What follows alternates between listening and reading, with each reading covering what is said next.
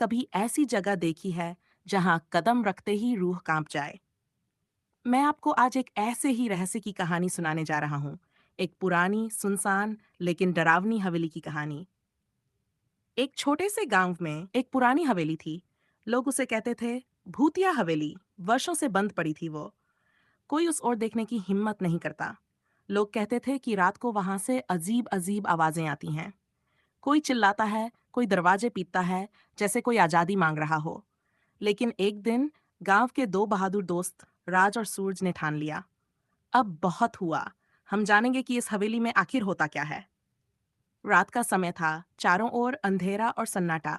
दोनों दोस्त पहुंचे हवेली के पास। दीवारें टूटी हुई, खिड़कियां चरमरा रही थीं। राज ने खिड़की से झांका और क्या देखा? अंदर एक हल्की सी रोशनी टिमटिमा रही थी, जैसे किसी ने दीपक जलाया हो। राज ने कहा, चलो सूरज, अब या कभी नहीं। सूरज कांपते हुए बोला, ठीक है, पर संभल कर।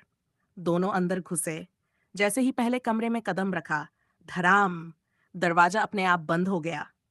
कमरे में एक पुराना चश्मा पड़ा था और दीवारों पर खून के निशान।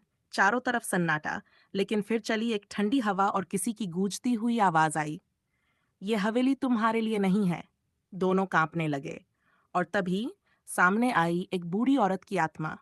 उसकी आंखें अंगारे जैसी जल रही थीं। वो बोली, तुमने मेरी नींद में खलल डाला है। अब तुम दोनों कभी यहां से बाहर नहीं जा पाओगे। राज और सूरज ने भागने की कोशिश की, लेकिन दरवाजा दीवार में बदल चुका था। अब रास्ता कोई नहीं था। तभी एक तेज रोशनी हुई और दोनों बेहोश हो गए। जब होश आया तो देखा वो हवेली के बाहर थे, लेकिन उनकी याददाश्त जा चुकी थी। उस रात के बाद राज और सूरज कभी गांव में नहीं दिखे और वो हवेली अब भी वैसे ही खड़ी है। गांव वाले भी कहते हैं, रात को अगर हवेली की तरफ देखो तो कोई तुम्हें भी बुला सकता है। और शायद अगली कहानी तुम्हारी हो सकती है।